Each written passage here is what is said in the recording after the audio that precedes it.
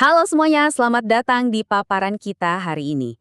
Kalian tahu, kadang-kadang pasar saham itu ngasih kita kejutan yang benar-benar bikin geleng-geleng kepala.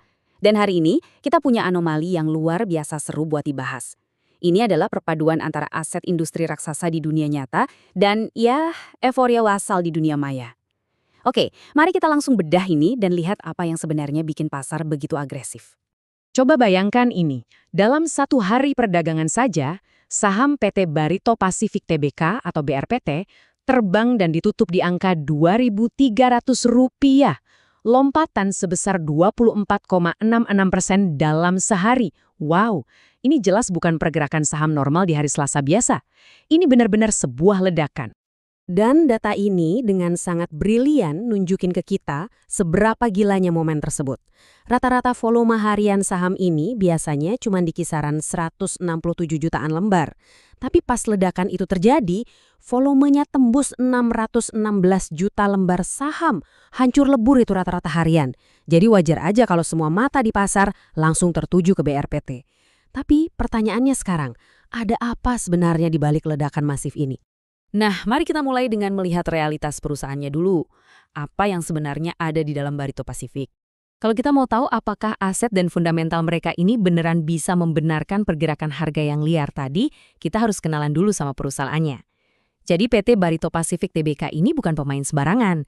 Mereka adalah raksasa energi terintegrasi di Indonesia yang punya aset industri berskala masif. Ini adalah realitas bisnis mereka di dunia nyata, yang beroperasi jauh dari keramaian grup-grup saham atau layar monitor para trader. Biar kebayang seberapa besar skalanya, mari kita lihat jejak infrastruktur mereka. Barito Pacific ini mengoperasikan Star Energy, dan asal kalian tahu, aset ini bikin mereka duduk di posisi ketiga sebagai perusahaan panas bumi terbesar, bukan cuma di Indonesia ya, tapi di seluruh dunia.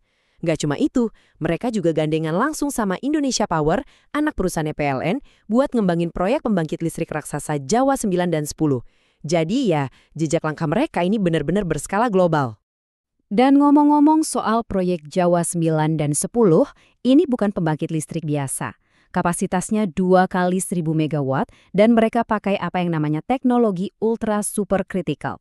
Di dunia industri berat, teknologi canggih ini dirancang spesifik buat menekan emisi ke tingkat yang belum pernah dicapai sebelumnya. Jadi, di atas kertas kita lagi ngomongin korporasi raksasa dengan proyek bernilai triliunan rupiah yang siap ngubah wajah energi nasional. Keren banget kan? Oke, itu tadi dari sisi fundamental. Sekarang, mari kita beralih ke sisi yang bikin geleng-geleng kepala. Hiruk-pikuk retail dan fenomena efek PPP. Karena gini, kalau fundamental perusahaan tadi adalah satu sisi koin, kita harus banget ngebalik koinnya sekarang. Coba deh kita intip platform investasi kayak Stockbit. Sentimen yang memicu transaksi 600 juta saham tadi ternyata sama sekali nggak ngebahas soal pembangkit listrik ramah lingkungan. Coba perhatikan kutipan dari trader ini. BRPT gelo bisa arah coach. Energi di komunitas retail itu benar-benar meledak. Buat kalian yang mungkin belum familiar, gelo itu bahasa gaul yang artinya gila. Dan ARA itu auto reject atas, alias batas kenaikan harga maksimal yang diizinkan bursa dalam sehari. Kelihatan banget kan campuran antara rasa nggak percaya, sekaligus kegembiraan yang luar biasa dari para investor retail ini. Dan euforia liar ini akhirnya bawa kita ke satu sosok sentral yang bisa dibilang dipuja banget di kolom komentar. Ada satu user nulis pakai huruf kapital semua, semangat banget. Saham Papi Pepe Tilai Dai, paham lo? Nah, disinilah kita kenalan sama figur misterius yang sering dipanggil Papi Pepe atau Pak Pepe oleh para trader lokal. Menariknya, investor retail ini seakan ngasih loyalitas yang nyaris absolut ke sosok ini, bahkan jauh melampaui analisis teknikal atau fundamental manapun. Ini yang bikin situasinya punya kontras yang sangat-sangat liar. Di satu sisi, kita punya realitas infrastruktur energi hijau dengan teknologi mutakhir dan proyek raksasa ribuan megawatt. Tapi di sisi lain, kita dihadapkan sama euforia meme, sentimen yang emosional banget, dan loyalitas tanpa syarat ke sosok Papi Pepe ini. Dan gokilnya, kedua hal yang bertolak belakang ini hidup berdampingan menggerakkan saham yang sama di hari yang sama. Nah, apa yang benar-benar menarik dari fenomena ini adalah cara trader memandang pergerakan pasar itu sendiri. Lihat komentar ini. Dia bilang nggak heran kalau masuk ke saham PAPP, mau dibawa kemana aja pasti ujung-ujungnya dikasih ARA juga. Haha, ada semacam keyakinan mistis gitu loh di antara trader retail. Mereka seolah percaya kalau figur ini punya kekuatan super buat melawan gravitasi pasar dan ngejamin keuntungan maksimal buat mereka. Selanjutnya, mari kita lihat lebih luas lagi tentang ekosistemnya dan bagaimana para trader ramai-ramai menunggangi gelombang ini. Jadi, euforia di saham BRPT ini ternyata cuma pusat dari jaringan sentimen yang jauh lebih luas. Kalau kita petakan ada yang namanya ekosistem PAPP yang lagi jadi obsesi harian para trader. BRPT memang mimpin dengan lonjakan hampir 25%. Tapi coba lihat ticker lainnya. Saham PT Aro dan Cuan itu terus-terusan disebut barengan. Terus TPIA dilaporin juga nyentuh ARA. Sementara di saham CDIA, beberapa trader udah mulai asik ambil untung alias take profit dari gelombang ini.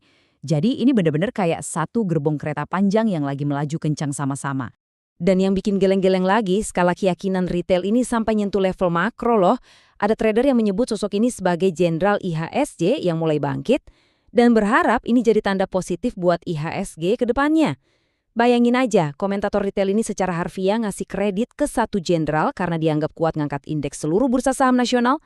Sentimen pasarnya udah ada di level yang sungguh fenomenal. Tapi tentu saja, ini membawa kita ke bagian yang paling krusial. Waktunya ambil untung atau malah ke bagian cuci piring. Karena begini, yang namanya pesta semeriah apapun pasti ada jam bubarnya. Di tengah euforia hijau royo-royo tadi mulai muncul bisikan kehati-hatian. Ada peringatan penting banget dari komentar ini. Retail jangan masuk dulu, besok aja jadi cuci piring di sini. Buat kalian yang mungkin baru di dunia saham, istilah cuci piring ini adalah nasib paling apes buat trader. Itu artinya kalian datang telat, beli pas harga lagi di pucuk karena ikutan FOMO, bandarnya malah jualan buat take profit. Ujung-ujungnya kalian nyangkut, rugi, dan terpaksa jadi pihak yang harus beresin sisa-sisa pestanya. Pasti nggak mau kan? Jadi, setelah semua yang kita bedah hari ini, ada satu pertanyaan provokatif yang harus banget kita renungkan. Saat kalian ngelihat angka hijau yang menyilaukan hari ini, apakah lonjakan fantastis ini murni didorong oleh fundamental mega proyek ultra super kritikal yang bernilai triliunan rupiah itu? Ataukah ini cuma sekedar gravitasi tarikan FOMO dari sentimen PAPP? Realitas korporat yang kokoh dan hiruk-pikuk retail yang liar benar-benar bertabrakan di satu saham ini. Dan yang paling penting untuk kalian waspadai, ketika musik pengiring pasar ini nanti berhenti berputar, siapa yang akan pulang bawa cuan dan siapa yang akan tertinggal sendirian untuk mencuci piring. Terima kasih banyak sudah ngikutin paparan hari ini. Selalu ingat buat lakuin riset kalian sendiri, dan sampai jumpa di pembahasan seru berikutnya.